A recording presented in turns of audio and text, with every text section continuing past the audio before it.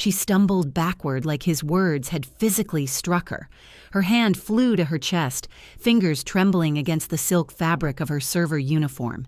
The entire banquet hall had gone silent. "What did you just say?"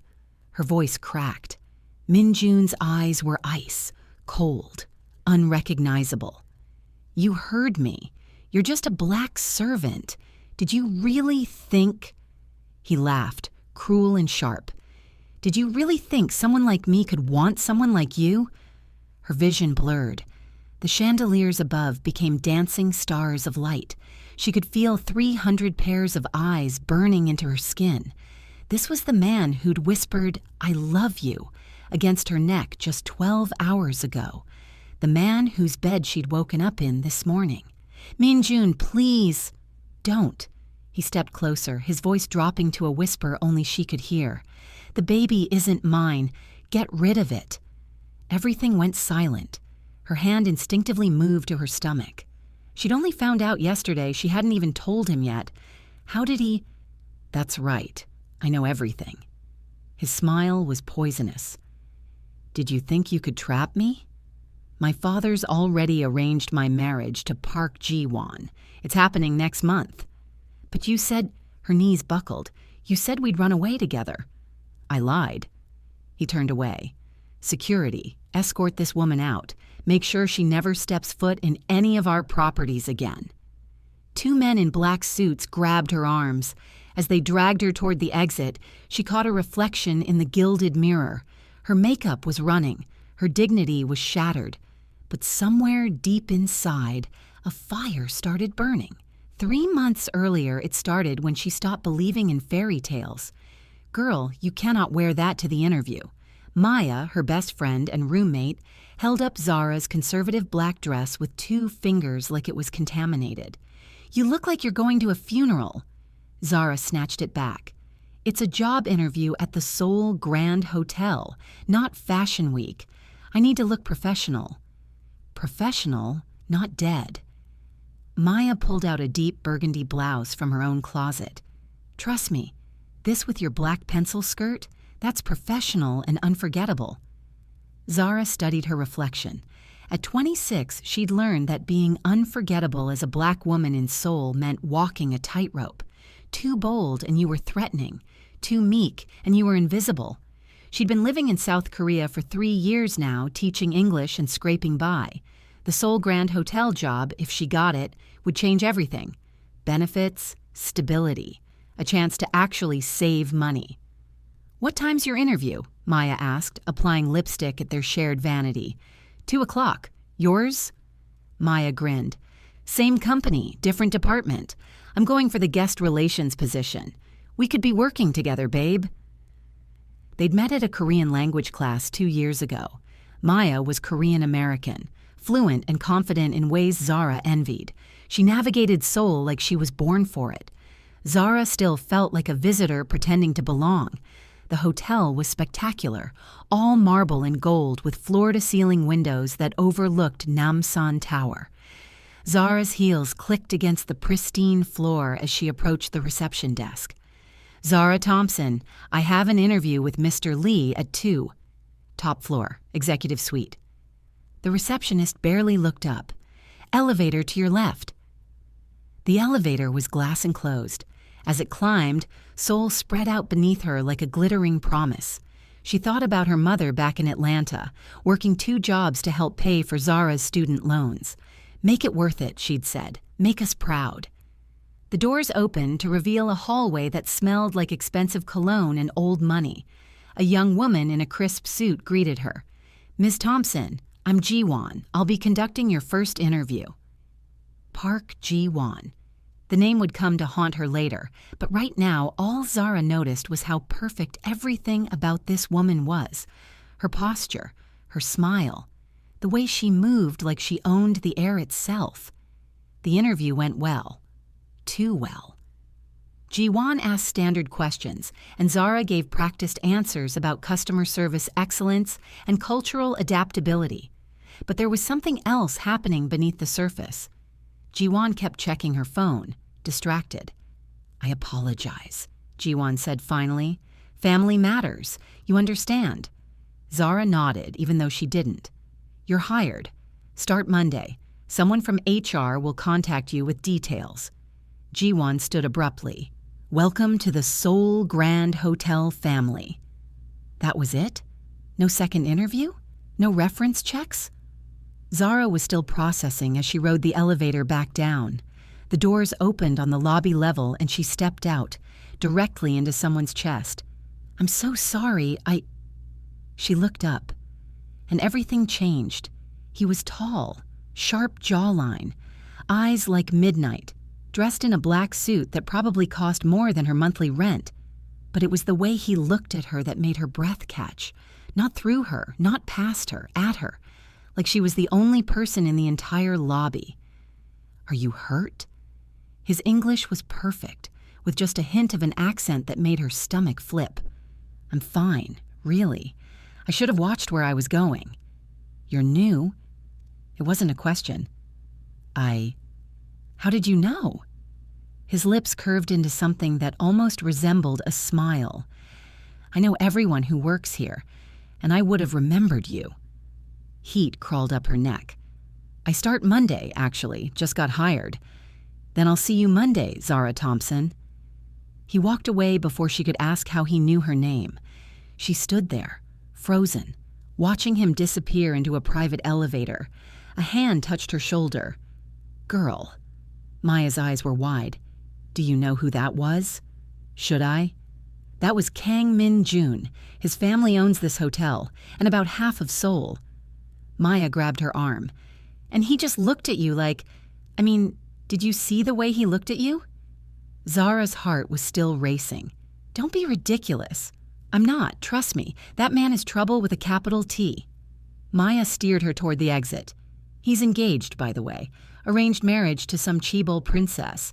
It's been in all the news." "Then it doesn't matter how he looked at me." "Right." Maya didn't sound convinced. "Let's get dinner. You can tell me everything about your interview." But as they left the hotel, Zara glanced back.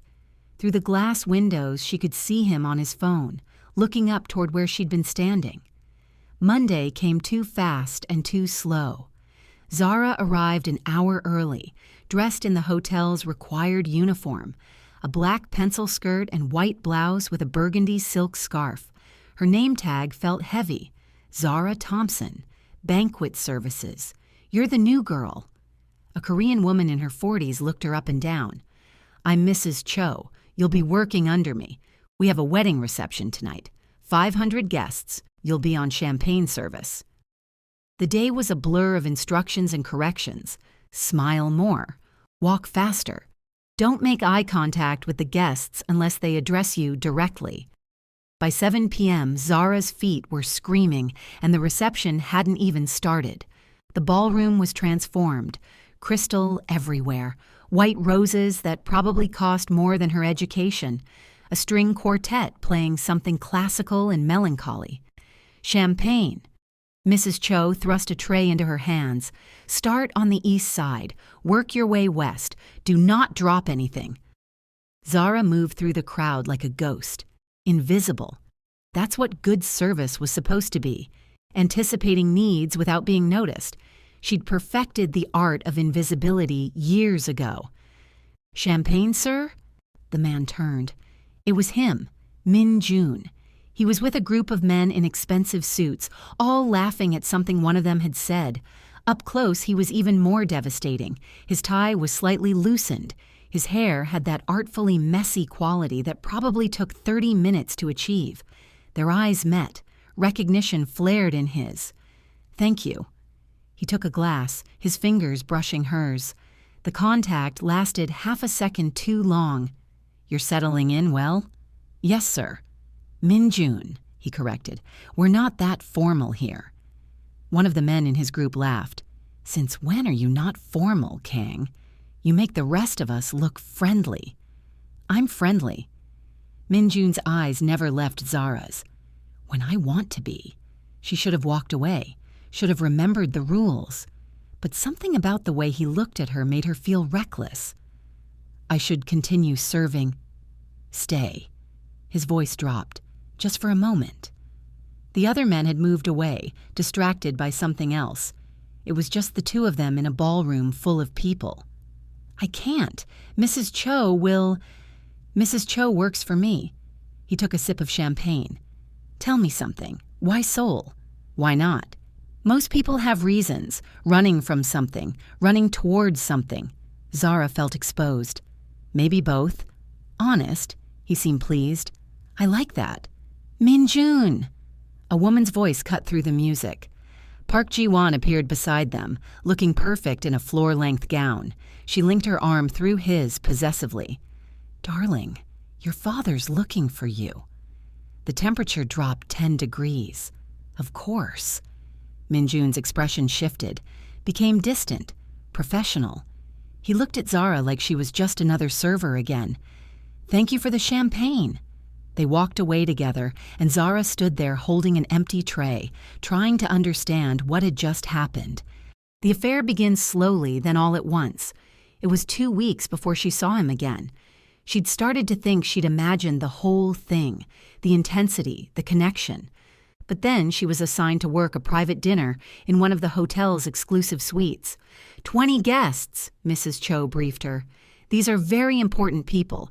Do not speak unless spoken to. Do not—" "I know." Zara had heard the speech a dozen times. The suite was on the 42nd floor, floor-to-ceiling windows, a view that made Seoul look like a fantasy.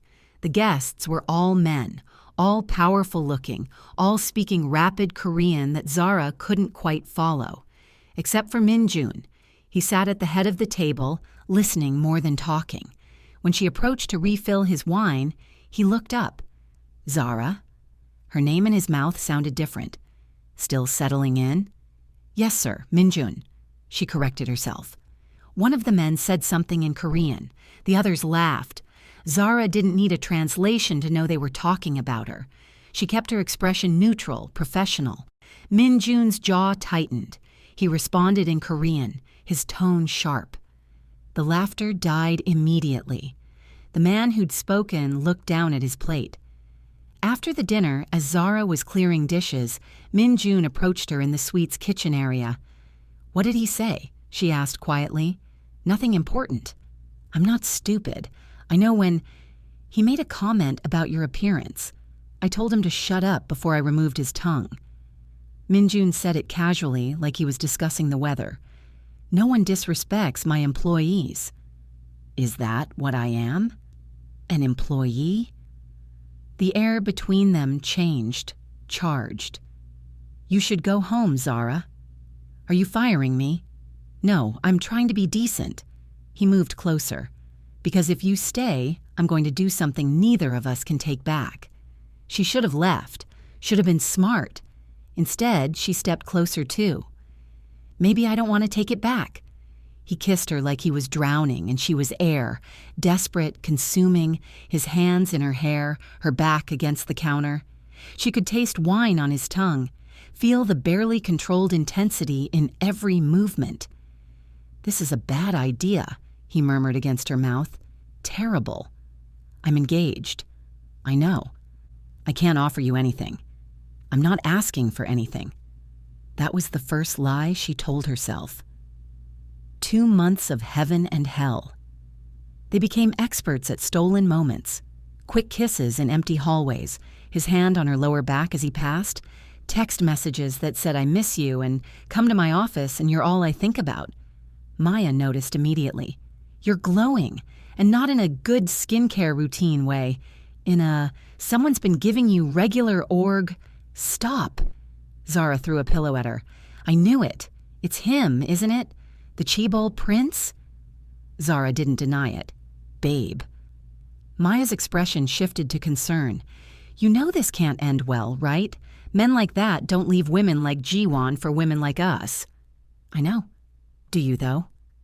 The thing was, when Zara was with Min-jun, the world made sense.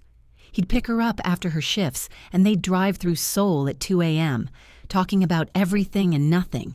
He told her about growing up under his father's thumb, about the weight of expectations, about how he'd never chosen a single important thing in his life until her. Run away with me, he said one night. They were in his penthouse, a space that felt more like a prison than a home, all expensive furniture and no personality. We could go somewhere no one knows us, start over. And do what? Zara laughed, but her heart was soaring. You're a chaebol heir. I'm a hotel server. You're more than that. He pulled her onto his lap.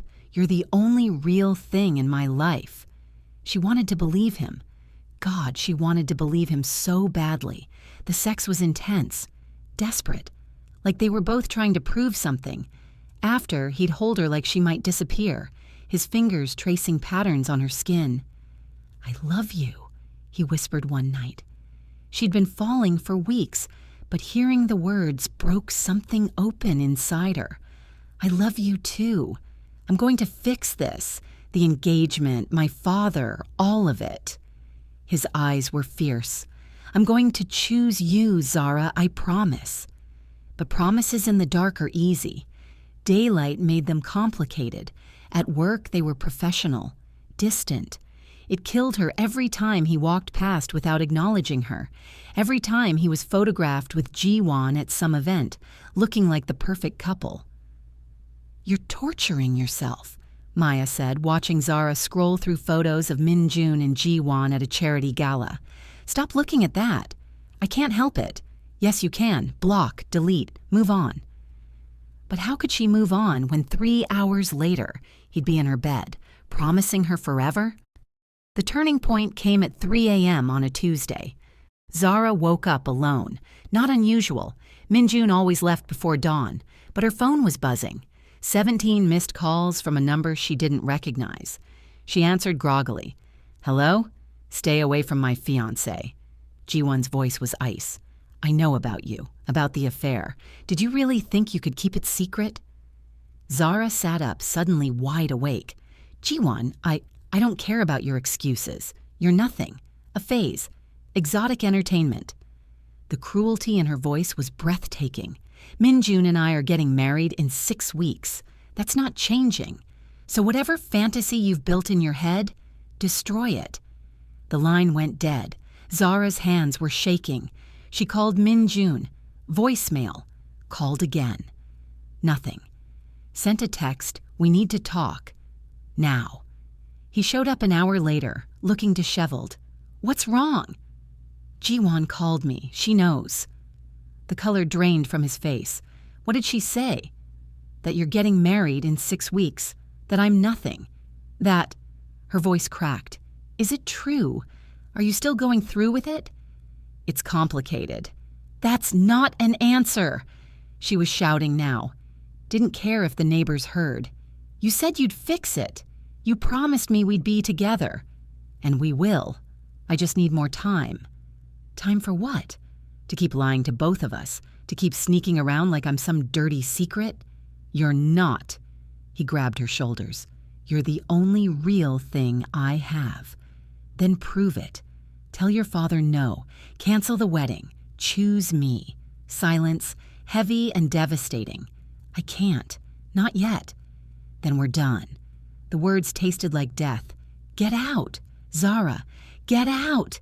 He left, and she collapsed on the floor, sobbing so hard she thought she might break. Maya came home an hour later and found her there still crying. Oh, babe. Maya held her. I'm so sorry. I'm such an idiot. No, you're human. You fell in love. That's not stupid. But it felt stupid. It felt like the stupidest thing she'd ever done. 2 weeks later, the pregnancy test. Zara stared at the 2 pink lines like they might rearrange themselves into something else, something that made sense. Positive, Maya whispered, looking over her shoulder. Oh my God, this can't be happening. But it is. What are you going to do? Zara didn't know. She hadn't spoken to Minjun since that night. He'd tried calling, texting. She'd ignored all of it. And now this. I have to tell him. Do you, though? I mean, after everything. He deserves to know. Even after the lies, the broken promises, he deserved to know he was going to be a father. She sent one text. We need to talk. It's important. His response was immediate. "The charity banquet tonight, come. We'll talk after." The charity banquet? The same event she was scheduled to work. The universe had a sick sense of humor. Zara arrived at the banquet hall early. Her uniform felt too tight, or maybe that was just her anxiety. Maya had wanted to come, but Zara needed to do this alone. The ballroom was packed. Souls elite in their designer clothes, dripping diamonds and arrogance. Zara moved through the crowd with her tray of champagne, invisible again. She saw Min-jun by the bar. He was with Ji-won, their arms linked. The perfect couple. Something inside Zara twisted painfully. He needs to know, she reminded herself. After tonight, you'll tell him, and then figure out the rest. But then everything went wrong. Mrs. Cho pulled her aside. "You're being reassigned. VIP table service. Mr. Kang's table specifically." Of course she was. Zara approached the table carrying a bottle of champagne that probably cost more than her car. Min-jun saw her. Their eyes met. Something flashed across his face. Regret? Guilt? "Champagne?" she asked, her voice steady despite the screaming in her head. Ji-won's eyes narrowed. You're the one who's been sleeping with my fiancé." The entire table went silent, then the tables around them. The silence spread like poison through the ballroom. "Ji-won," Min-jun started. "Don't." Ji-won stood, her voice rising. "Don't defend her. Don't make excuses." She turned to Zara. "Did you really think he'd choose you? Look at yourself. You're just a black servant. Good enough to fuck, but never good enough to marry." Gasps rippled through the crowd. Zara felt 300 pairs of eyes on her. Her hand tightened on the champagne bottle. "Ji-won, that's enough." Min-jun stood too. "Is it? Because I'm tired of pretending. Tired of being humiliated while you slum it with the help." Ji-won's smile was vicious. "Tell her, darling. Tell her how you laughed about her with your friends, how you called her your exotic experiment." "That's not—" Min-jun looked at Zara. "I never said that." But the damage was done. Zara could see it in the faces around her. The disgust, the confirmation of what they'd always thought, that she didn't belong, that she never would. "You know what the saddest part is?" Ji-won continued. "She actually believed you loved her. Can you imagine? Being that delusional?" Zara's vision blurred. She needed to leave, needed to run, but her feet wouldn't move. "Answer me one thing," Ji-won said. "Was she good? Was she worth risking everything?" And then Min-jun said the words that shattered her world. "You heard me. You're just a black servant. Did you really think someone like me could want someone like you?" We've reached the hook moment. The story has circled back. The security guards dragged her through the lobby, past the marble, past the gold, past the elevator where they'd first met. She didn't fight, didn't cry. Not until they dumped her on the sidewalk outside and drove away. Then the sobs came, violent and uncontrollable. Her phone rang. "Maya." "I saw it." Maya's voice was thick with fury. "I saw the whole thing. Where are you?" "Outside." "Don't move, I'm coming." But Zara couldn't stay there, couldn't stand on that sidewalk where hotel guests were stepping over her like she was trash. She started walking. Didn't know where. Didn't care. Her hand moved to her stomach. There was a baby in there. A baby whose father had just publicly humiliated her. A baby who deserved better than this mess. She found herself at a bus stop, sat down, stared at nothing. "Zara?" A male voice, gentle. She looked up. It was Jae-hyun, one of the hotel's guest relations managers, Maya's co-worker. She'd met him a few times. He was kind, funny, the complete opposite of Min-jun. "Are you okay? I saw what happened. That was—" He sat beside her. "That was unforgivable." "I'm fine." "You're not, and you don't have to be." He pulled off his jacket and draped it over her shoulders.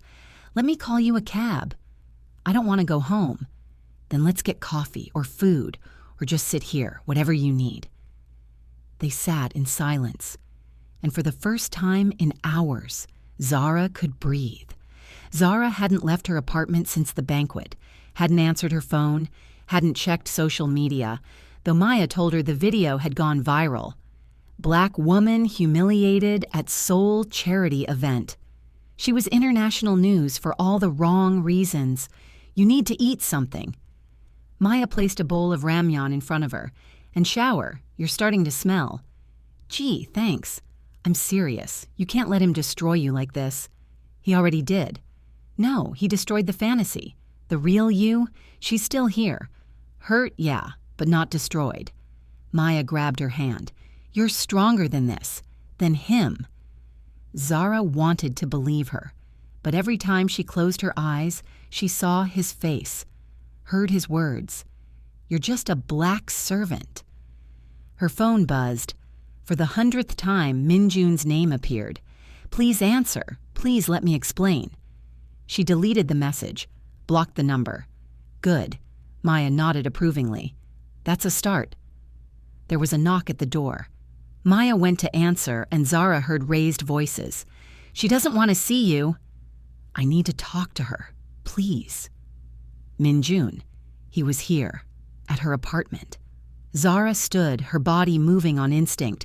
She walked to the door, saw him standing there looking like he hadn't slept in days. You need to leave, she said. Not until you hear me out. There's nothing to hear. You made yourself clear at the banquet. That wasn't me. That wasn't... His voice broke. I didn't mean any of it. Then why did you say it? Because my father was there.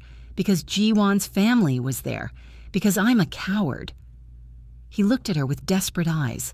I panicked. I said what they expected me to say. But none of it was true. You expect me to believe that? I expect you to listen. 5 minutes, that's all I'm asking.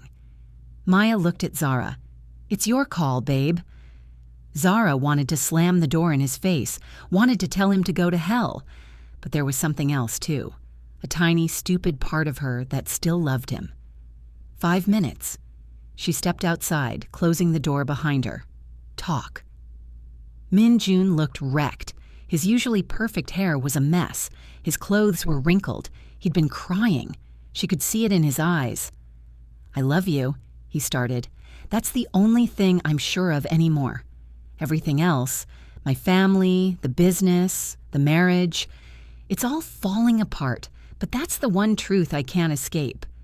You have a funny way of showing love. I know I fucked up. What I said, what I let Jiwon say, it's unforgivable. I hurt you in front of everyone and I can't take it back. No, you can't. But I can tell you the truth. He took a breath.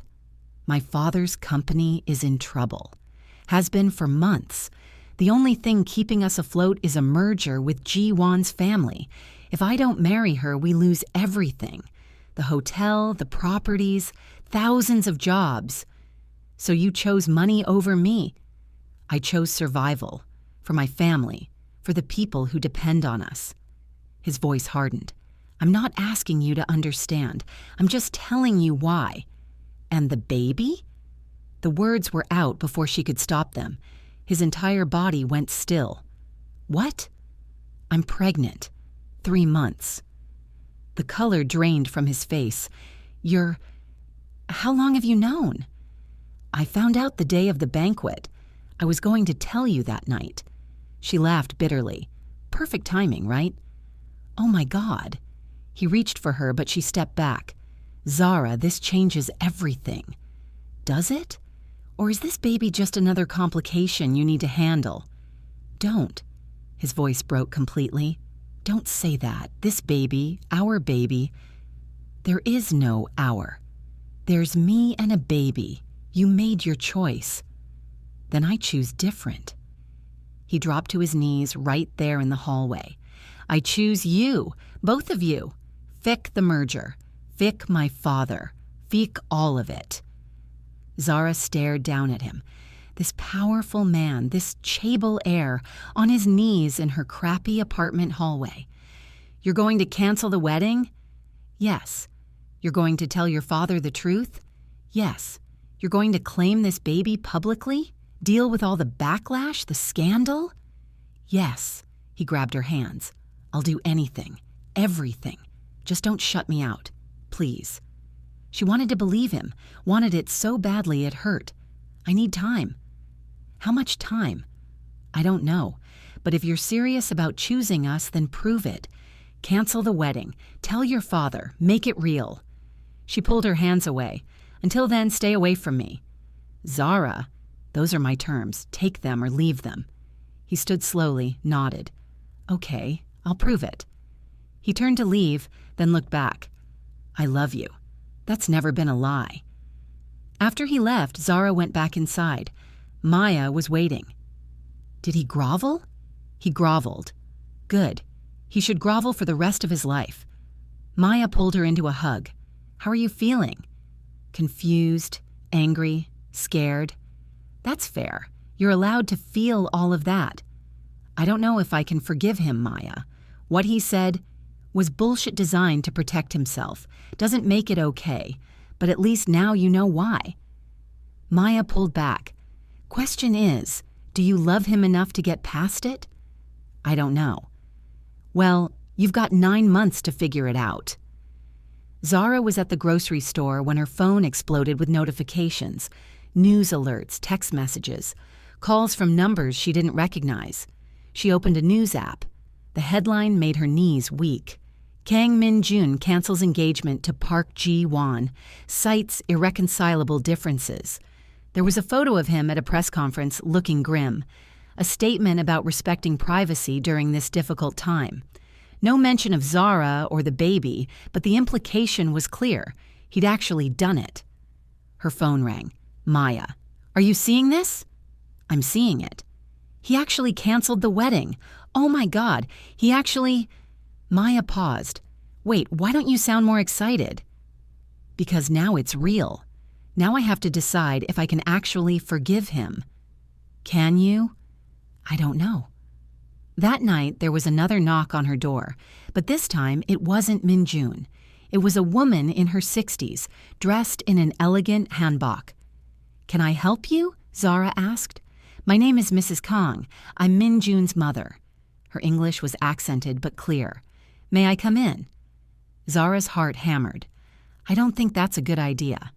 Please, I'm not here to fight. I'm here to understand.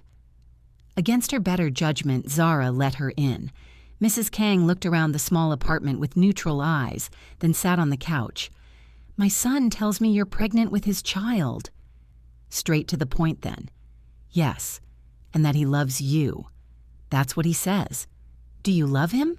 The question hung in the air. Zara could lie, should lie. But something about this woman's directness demanded honesty. Yes. Mrs. Kang nodded slowly. He's been miserable, you know, since that night at the banquet. Won't eat, won't sleep, just works and stares at his phone, waiting for you to call. I'm not trying to make him miserable. I know, you're protecting yourself, that's smart. Mrs. Kang leaned forward. I won't pretend to understand my son's choices, or yours. The world we live in, it's complicated, full of rules and expectations. Is this the part where you offer me money to disappear? No. Mrs. Kang smiled slightly. This is the part where I tell you that I've watched my son live half a life for 30 years, following his father's orders, being who we told him to be. And then he met you, and suddenly he was fighting, choosing, living. Zara's throat tightened. I didn't ask him to fight. No, but you gave him a reason to. Mrs. Kang stood. My husband is furious. He's threatening to disown Min-jun, cut him off from the company, make his life hell. Then maybe I should stay away, save everyone the trouble. Or maybe you should give my son a chance to prove he's worth the trouble. Mrs. Kang walked to the door, then turned back. He's not perfect. He's made terrible mistakes. But he loves you, really loves you. And in my experience, that's rare enough to be worth fighting for. She left, and Zara stood there, feeling like the ground had shifted beneath her feet. Zara had avoided Min Jun for 14 days, ignored his calls, deleted his texts, refused to see him when he showed up at her apartment. She needed space, needed to think, but the universe had other plans. She was at the hospital for her first prenatal appointment. Maya had come with her for moral support. They were in the waiting room when a commotion started near the entrance. "Sir, you can't just walk in here." "Try to stop me." Min Jun appeared, looking wild. His eyes scanned the room, found Zara, and something in his expression cracked. "I'm sorry," he said loudly. "I know you said to stay away, but I can't. Not today." Everyone in the waiting room was staring. Zara wanted to disappear. "Min Jun, this isn't the time. It's exactly the time." He crossed to her, dropped to his knees. Again. "I've spent 2 weeks trying to give you space, trying to respect your boundaries, but I can't miss this. Our baby's first appointment. Please." Zara looked at Maya, who shrugged. "It's your call, babe." The thing was, Zara had been thinking about him too, missing him, wondering if she was being stubborn or self-protective. The line between the two was blurry. "Get up," she said quietly. "You're making a scene." He stood, hope blazing in his eyes. "Does that mean? It means you can come to the appointment, that's all. That's everything." The ultrasound was surreal. The technician spread cold gel on Zara's stomach, and then there it was, a tiny blob on the screen with a flickering heartbeat. "That's your baby," the technician said, "about 12 weeks along. Everything looks healthy." Min Jun was crying, actual tears streaming down his face as he stared at the screen. His hand found Zara's and squeezed. "That's our baby," he whispered. "Our baby." Zara was crying too.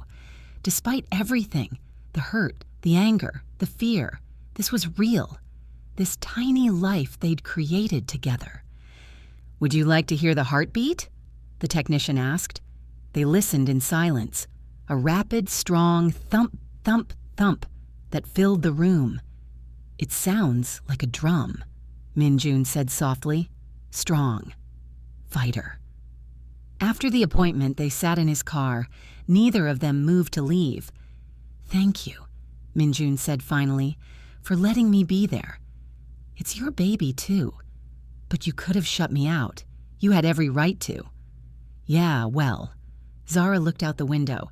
"Turns out I'm not very good at shutting people out. I'm going to spend the rest of my life making this up to you. Min Jun, I mean it.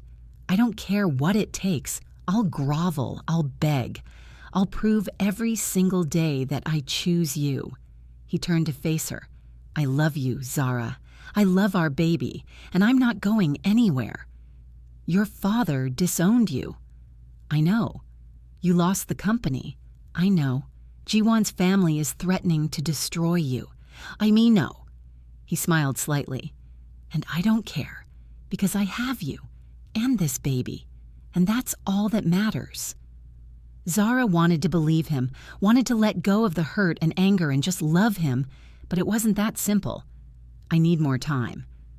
"How much?" "I don't know, but pushing me won't help." He nodded. "Okay, I'll wait, however long it takes." Maya had started dating Jae-hyun. It happened gradually, him checking on Zara after the banquet, which led to coffee with Maya, which led to dinners and movies and stolen kisses in the hotel parking garage. "I really like him," Maya confessed one night. They were at Zara's apartment, eating takeout. Like scary amounts of like. "That's good, isn't it? It's terrifying. What if I screw it up? What if he realizes I'm a disaster?" "Then he's an idiot," Zara smiled. "Jae-hyun's lucky to have you." "Speaking of relationships," Maya pointed her chopsticks at Zara. "How's the Min Jun situation?" "Complicated. Still, he sends flowers every day, shows up at random times to check on me, texts me ultrasound photos with little captions like, 'I love you, tiny human.'" Zara sighed. "It's sweet and annoying, and I don't know what to do with it." "Do you love him?" "That's the problem. I do. Even after everything, I still love him." She pushed her food around. But I don't know if love is enough. Love's never enough on its own. You need trust, respect, communication. Maya paused. Has he given you any reason not to trust him? I mean, since the big gesture? No, he's been consistent, present. Then maybe it's time to stop punishing him, or punish him forever. Either way, make a choice. Before Zara could respond, there was banging on her door, aggressive, angry. Open this door. A male voice. I know you're in there. Maya jumped up. Who the hell? Zara's blood ran cold.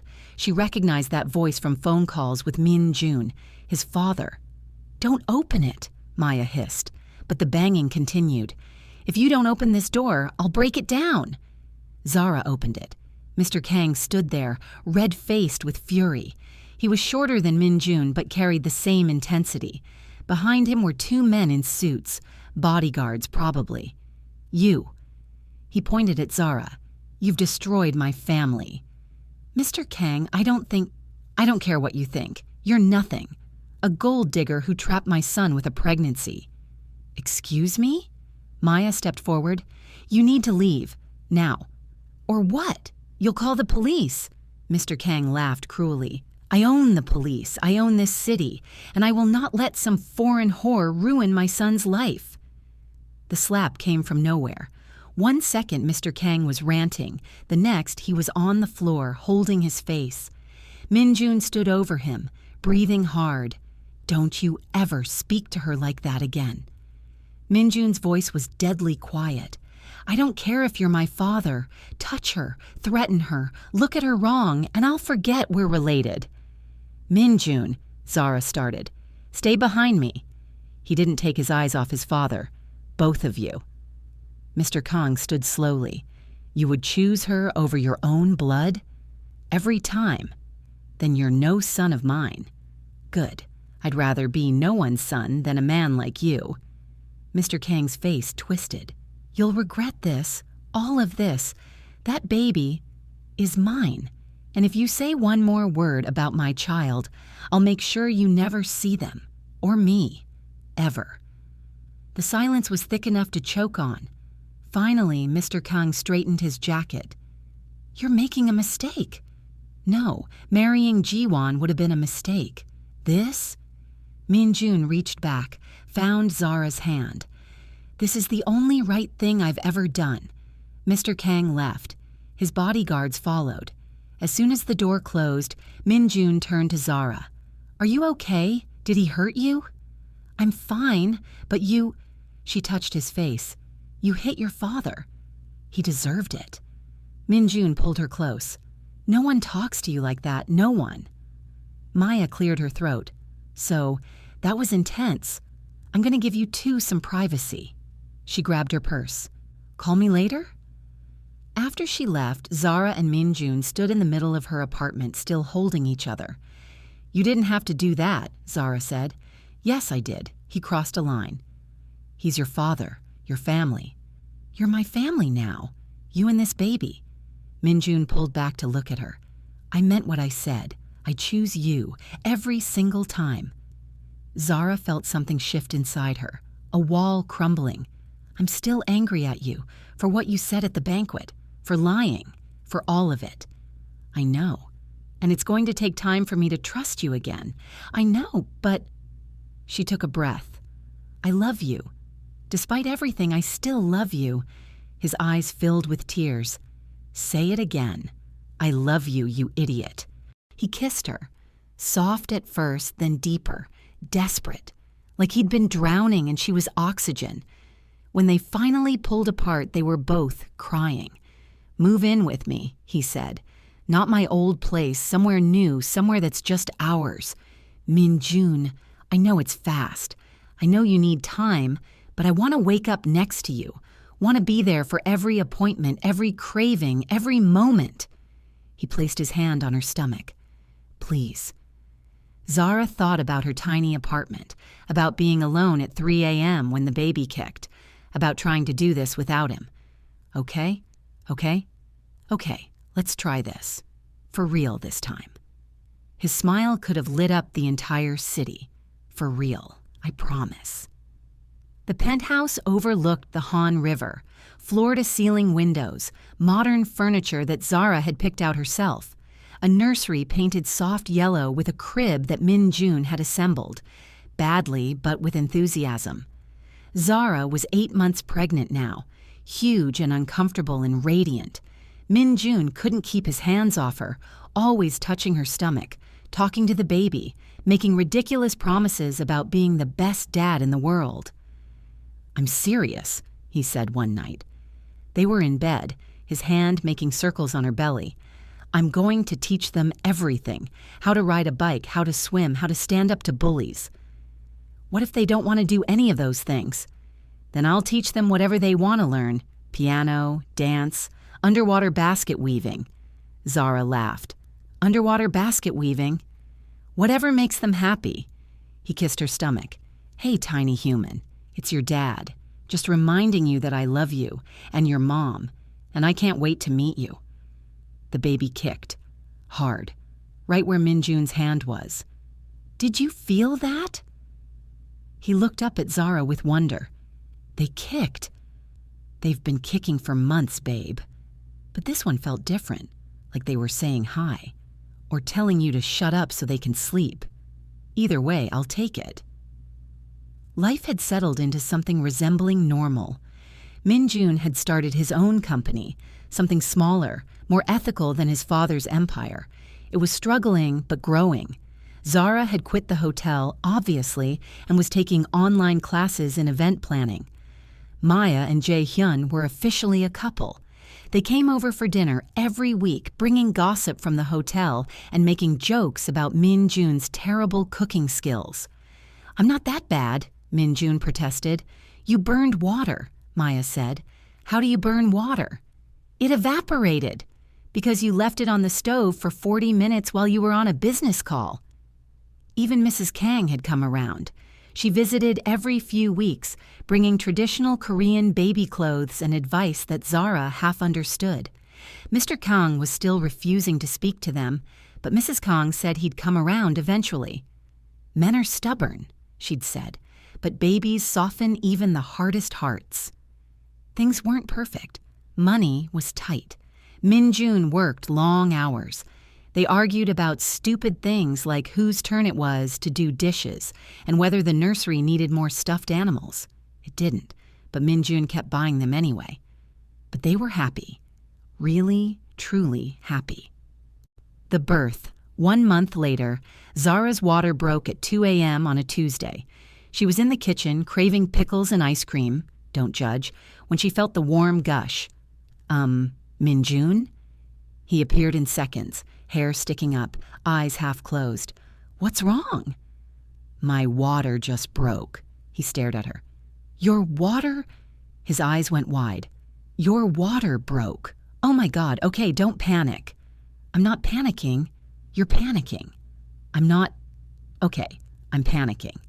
He grabbed his phone. "I'm calling the hospital, and Maya, and my mom, and—" "Min Jun, breathe." "I can't breathe. You're about to have a baby. Our baby. How am I supposed to breathe?" Despite the contractions starting, Zara laughed. "Just help me get dressed." The drive to the hospital was chaos. Min Jun ran 2 red lights and almost hit a parked car. By the time they arrived, Zara's contractions were 5 minutes apart. "Room 304, the nurse said. "Labor and delivery." The next 8 hours were a blur of pain and epidurals, and Min Jun holding her hand so tight she thought he might break her fingers. "You're doing great," he kept saying. "So great. I love you so much." "I hate you," she groaned. "This is all your fault." "I know. I'm terrible. The worst." "You are. The absolute worst." "I love you too." Maya arrived at hour 5, bringing magazines and terrible hospital coffee. Jae-hyun came with her, looking nervous. "How is she?" Maya asked. "In pain, cursing my entire bloodline." Min Jun smiled. "So, normal." Mrs. Kang showed up at hour 7 with food and traditional herbs that the nurses wouldn't let in the delivery room. And then, at 10:47 a.m., everything changed. "One more push," the doctor said. "Come on, Zara, you've got this." Zara pushed, screamed, felt like she was being torn in half, and then, crying, a baby's cry. "It's a girl," the doctor announced, "a beautiful, healthy girl." They placed her on Zara's chest, tiny and perfect and screaming. Min-Jun was crying. Zara was crying. Everyone was crying. "Hi," Zara whispered to her daughter. "Hi, baby girl, we've been waiting for you." Min-Jun touched the baby's tiny hand. "She's perfect, absolutely perfect." "What are you going to name her?" Maya asked. Zara and Min-Jun looked at each other. They'd discussed names for months, never quite agreeing. "Grace," Zara said. "Grace Kang." "Grace." Min-Jun tested the name. "Yeah, that's perfect." Epilogue. 6 months later, the restaurant was loud and warm and full of people Zara loved. Maya and Jae-hyun were officially engaged. He'd proposed last week with a ring he'd designed himself. Mrs. Kang was holding Grace, making silly faces while the baby giggled. Even Mr. Kang had shown up. He hadn't apologized, probably never would, but he'd brought a gift for Grace. A first step. To new beginnings, Maya raised her glass. To love, to family, to figuring shit out as we go. To new beginnings, everyone echoed. Min-Jun leaned over, kissed Zara's temple. Happy? Terrified, exhausted, covered in baby spit-up. She smiled, but yeah, happy. Good. He pulled out a small box. Because I have one more beginning to propose. Zara's heart stopped. Min-Jun, I know we said we'd wait, that we'd take things slow, but I'm done waiting. He opened the box. Inside was a ring. Simple, elegant, perfect. Zara Thompson, you're the bravest, strongest, most beautiful person I've ever met. You've forgiven me when I didn't deserve it, loved me when I didn't earn it, and given me the greatest gift of my life. He gestured to Grace, who was now drooling on Mrs. Kang's expensive blouse. I want to spend the rest of my life proving I'm worthy of you, making you laugh, raising our daughter, maybe having more kids. Let's not get ahead of ourselves, Zara interrupted. Or not, whatever you want, as long as I get to do it with you. He took a breath. Will you marry me? The restaurant had gone quiet. Everyone was watching, waiting. Zara thought about that first day in the hotel lobby, the elevator, his smile, how far they'd come from that moment, how much they'd survived. Yes, she said, yes, I'll marry you. He slipped the ring on her finger, kissed her while everyone cheered.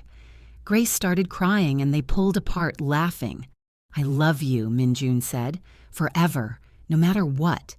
I love you too. Zara kissed him again. But if you ever humiliate me in public again, I'm keeping the ring and taking the baby. Fair, he grinned. Completely fair. Maya wiped her eyes. I'm not crying. You're crying.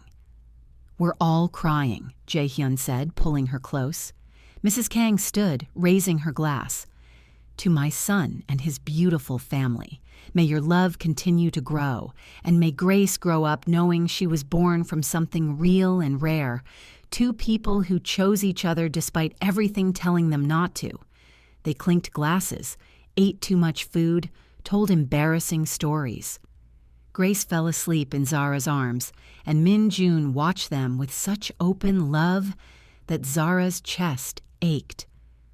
What are you thinking? She asked quietly. That I'm the luckiest man alive. Damn right you are.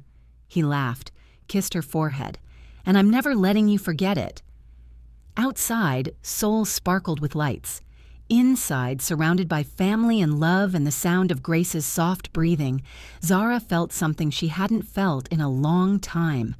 Hope. Pure, uncomplicated hope. The beginning of their story had been messy, painful, full of mistakes and misunderstandings. But the ending, or rather, this new beginning, was exactly what they'd fought for. Love. Real, imperfect, beautiful love. And that was worth everything.